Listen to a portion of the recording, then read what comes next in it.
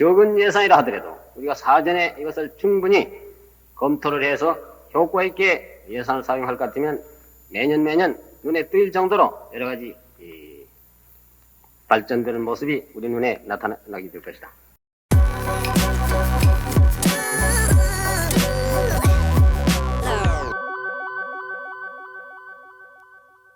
이 연설은 연설문 초고가 남아 있습니다. 그런데 음성의 경우 연설의 뒷부분 절반 정도가 없습니다. 아마도 릴테이프 원본의 A면만 자료화하고 B면은 유실된 것이 아닌가 합니다. 아니면 원본 전체가 혹은 B면이 어디엔가 남아있겠죠. 박 대통령의 자료 중에는 이렇게 결정적인 대목이 사라진 경우가 더러 있습니다. 자료를 발굴하고 알리는 일에 생생현대사가 최선을 다해 앞장서겠습니다. 전국의 지방장관, 그리고 시장, 군수, 구청장 여러분, 지난 2월 9일부터 약 일주일 동안 지방 각 시도를 연초에 방문했습니다. 이 기회에 각 지방 시도가 지난 1년 동안 추진해온 모든 사업들에 대한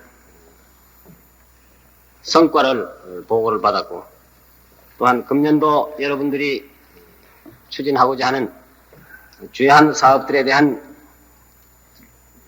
보고를 들었습니다. 연초 지방 각 기관을 방문한 종합적인 소감을 간단히 얘기한다면,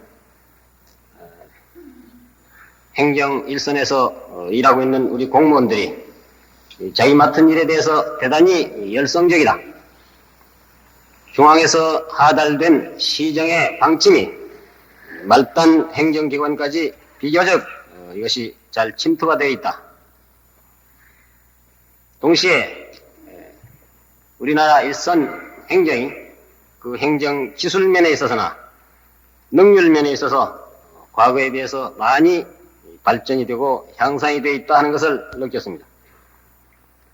이런 것은 종합적인 총괄적인 나의 소감이었고, 그렇다고 해서 모든 것이 전부 다 만족스러운 그런 상태에 있다는 것은 아닙니다. 또 세부적인 문제에 들어가면 앞으로 우리가 보다 더 연구 발전시켜야 될 그런 부분이 허다하게 많고, 또 시정을 해야 될 점, 앞으로 우리가 개선을 해 나가야 될 그런 점이 많다는 것을 아울러 말씀을 드립니다. 일선 시도를 방문하고 그때 필요한 사항을 지적을 하고, 또 앞으로 시정을 해야 될 점은 돌아와서 인쇄물로 해서 대통령 지방 초도 순시 이후에 있어서의 지시라 해서 이러한 인쇄물이 일선 말단 면장, 업장 단위까지 배포가 되었으리라고 생각합니다. 앞으로 여러분들이 이 인쇄물을 한번 자세히 읽어보고 여러 가지 자기 분야에 해당되는 사항은 이것을 즉각 여러분들이 시정을 하고 앞으로 더욱 발전시키는 데 노력을 해주길 바랍니다. 오늘 이 자리에서는 여기에서 지적한 사항 중에 몇 가지 중요한 부분만 요약을 해서 다시 한번 오늘 이 기회를 이용해서 강조를 하고자 합니다. 첫째는 예산의 효율적인 사용을 해야 되겠다 하는 문제입니다. 우리나라의 정부 예산도 매년 이것이 늘어나고 있지만 지방 예산도 지난 수년 동안 급격히 늘어나고 있습니다. 지금 말씀한 그 인쇄물의 4페이지를 여러분들이 볼 것 같으면 거기에 자세한 숫자가 나열이 되어 있습니다만, 우리나라의 지난 62년도, 지금부터 8년 전 62년도 지방 예산의 총 합계가 165억이었습니다. 이것은 서울특별시를 포함한 숫자입니다. 금년도 우리나라의 지방 예산이 얼마나 되느냐 하면 1742억, 그러니까 62년에 비해서 10배 이상 늘어나고 있는 것입니다. 물론 이러한 숫자에 대해서는 그동안에 우리나라의 물가가 상당히 올랐다 하는 것도 감안을 해야 되겠지만, 대체로 이러한 숫자를 볼 때 우리나라의 지방 예산이 매년 얼마만큼 급속히 신장하고 있다는 것을 여러분들이 알 수 있을 것입니다. 또 한 가지 더 비교를 해본다면 62년도에 우리 정부 총 예산이 880억이었는데 금년도에 지방 예산만이 1740억이다. 그렇다면 금년도 우리 지방 예산 총 숫자는 62년도 우리 정부 총 예산의 배가 훨씬 넘는다, 이러한 얘기가 되겠습니다. 또 한 가지 예를 들면 갇혀 있는 이 경기도의 금년도 예산이 154억인데 이것은 62년도 서울특별시를 뺏는 전국의 지방 예산보다도 훨씬 많다. 금년도 각 시도의 예산 규모를 볼 것 같으면 강원도와 충청북도와 제주도를 제외한 나머지 도는 전부 예산 규모가 100억대를 넘고 있습니다. 경상북도 같은 데는 지금 200억을 훨씬 상회하고 있는 이러한 실정이 있는 것입니다. 이것은 앞으로 금년도 추가 경정 예산이 통과가 되면 더욱 이 숫자는 늘어나리라고 생각이 됩니다. 우리가 흔히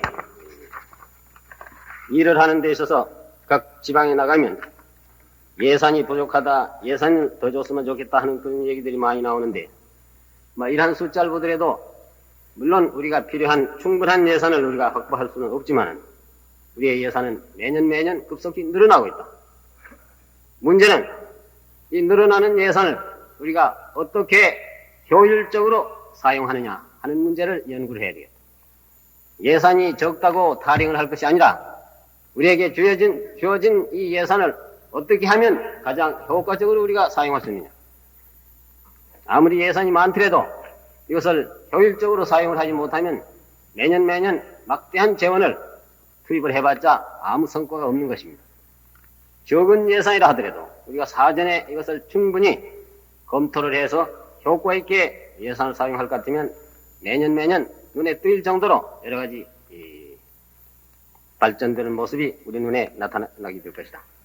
지금 우리 농어촌에 대해서 일부에서 시비가 있는 것도 사실입니다. 정부가 농촌 부문에 대해서는 등한히 하고 있지 않느냐 이런 얘기를 하는 사람이 있는데, 우리 정부가 농어촌에 대해서 1년 동안에 얼마만한 자원을 여기다가 투입을 하고 있느냐. 작년에 직접 간접 투자를 총 합계를 해서 1700억이 훨씬 넘었습니다. 금년도는 지금 1970억. 이것도 앞으로 추가 경정 예산이 여기에 가산이 되면 금년도에 농어촌 부문에 투자되는 재원은 2000억대가 훨씬 넘으리라고 보고 있습니다. 이 중에는 직접 투자만 해도 금년에 800억이 넘는다. 811억이 되어 있다 하는 것을 여러분들이 가지고 있는 그 인쇄물의 17페이지를 보면 잘 알 수 있으리라고 생각합니다. 조금 전에도 말씀드린 바와 같이 이러한 방대한 예산을 우리가 농어촌에 지금 투입을 하고 있는데, 이 예산을 가장 효율적으로 사용을 해야 되겠다. 효율적으로 사용하자면 어떻게 해야 되겠느냐. 여러분들이 하고자 하는 그 사업의 우선순위를 이것을 확정을 해야 되겠다는 겁니다.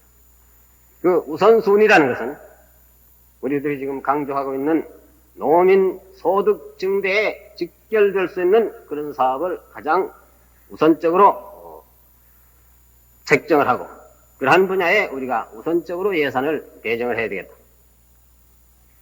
동시에 그 사업 하나하나는 덮어놓고 과거식으로 주먹구구식으로 이 사업에 예산을 투입할 것이 아니라 사전에 충분한 연구와 계획과 준비가 있어야 되겠다.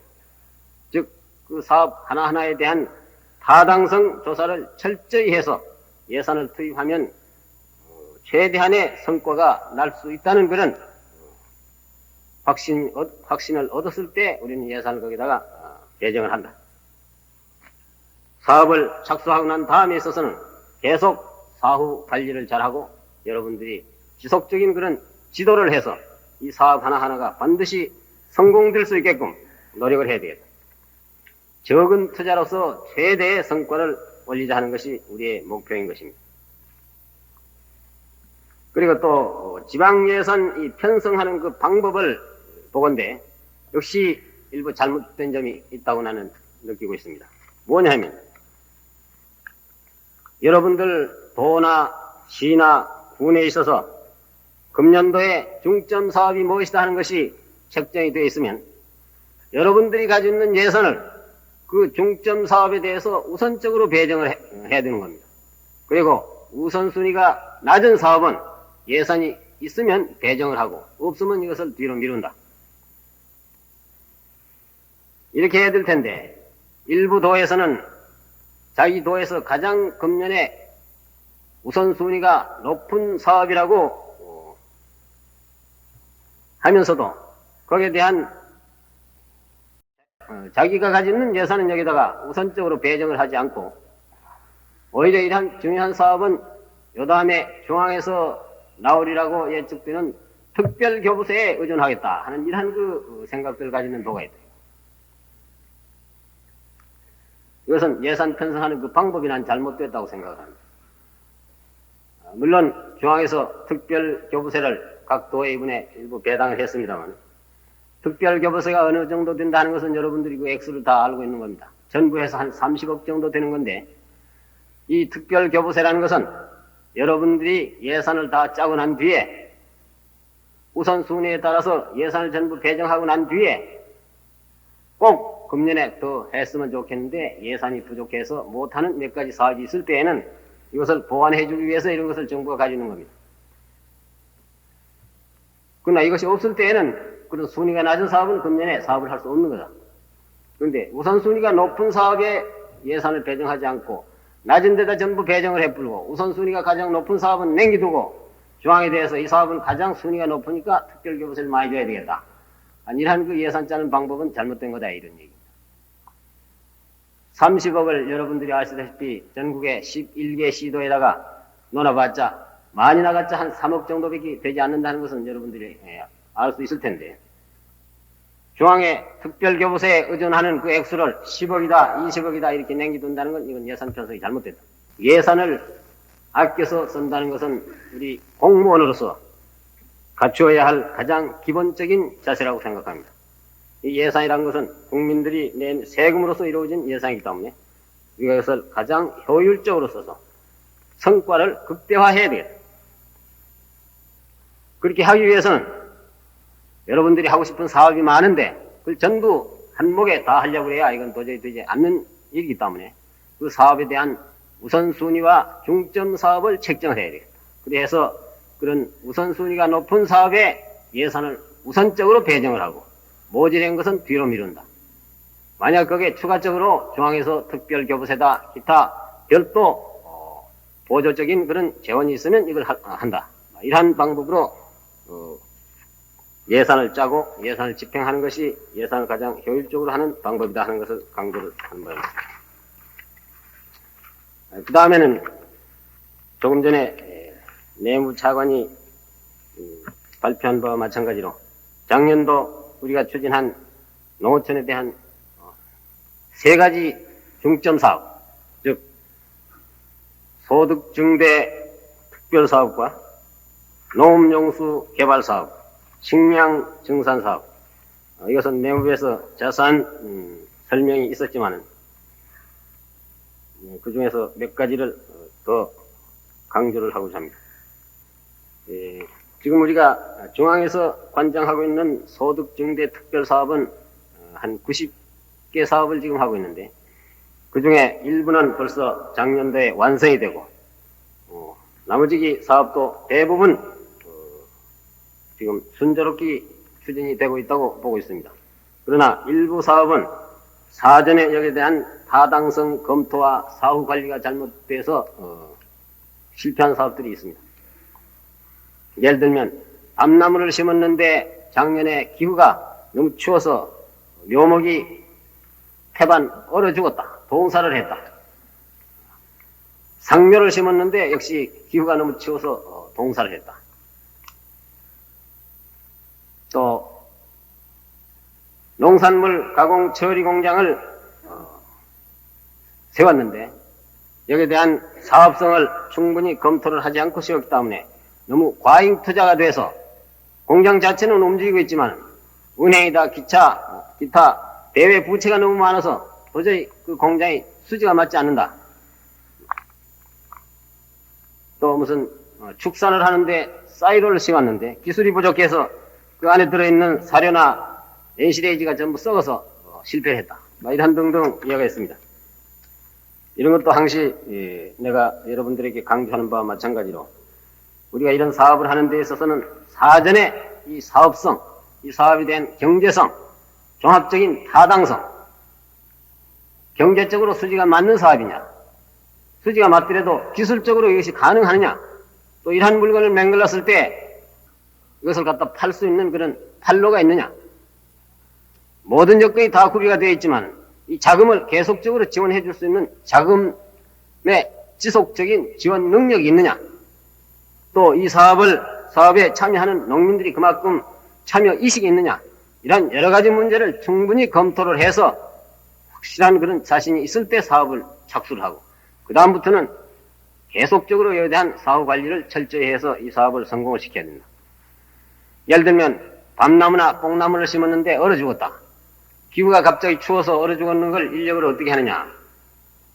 이런 변명을 하는 농민은 이것은 정부가 암만 도와줘봤자 이것은 잘 살 수 없는 농민들입니다. 정부가 도울 수 없는 농민이라고 난 이렇게 단정을 합니다. 물론 이것을 지도하는 일선 공무원 여러분들에게도 책임이 있다고 생각해야 될 겁니다. 가령 우리나라에 1년에 겨울에 가서 가장 추울 때 영하 몇 도까지 내려간다는 건 우리가 과거 오랜 통계로서 우리가 다 알고 있는 겁니다. 그렇다면 뽕나무나 밤나무 묘목이 또 기타 과수의 묘목이 이러한 정도의 기온에 견딜 수 있느냐 없느냐 한 것을 사전에 충분히 기술적으로 검토를 해야 되겠다. 과거 가령 경험이 심으면 한 절반은 죽고 절반이 겨우 산다 하는 그런 통계가 나왔다면 그럼 이 나무가 전부 얼어 죽지 않도록 무슨 대비책을 해야 되겠다. 흙을 더 많이 덮어 씌운다든지 지프로 가지고 이걸 나무 하나하나를 전부 겨울을 첫 해는 적어도 심은 첫 해 겨울만은 마치 어린 아기를 우리가 보호하듯이 이것을 잘 갖고 와서 월동을 해야 된다. 그러한 조치를 하지 않았기 때문에 죽었다.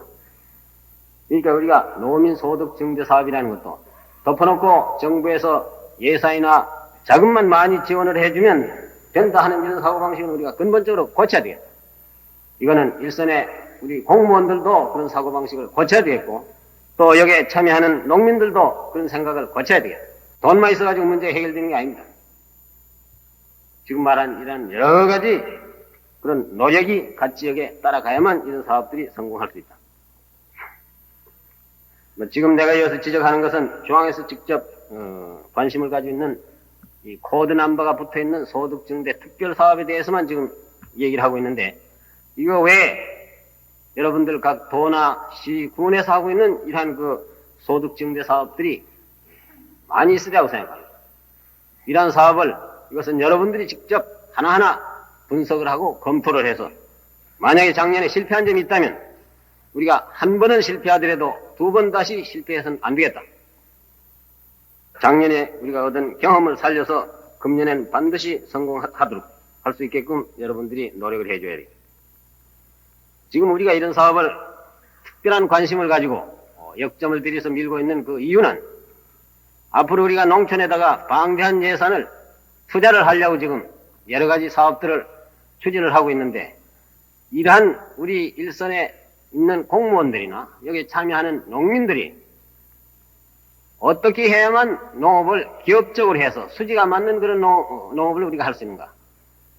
농민들에게 덮어놓고 돈을 많이 지원을 해준다, 장비를 준다 해봤자 이러한 그 경험과 훈련이 되어 있지 않아 가지고는 여기다 돈을 집어넣어봤자 농촌이 잘 될 도리가 없는 겁니다.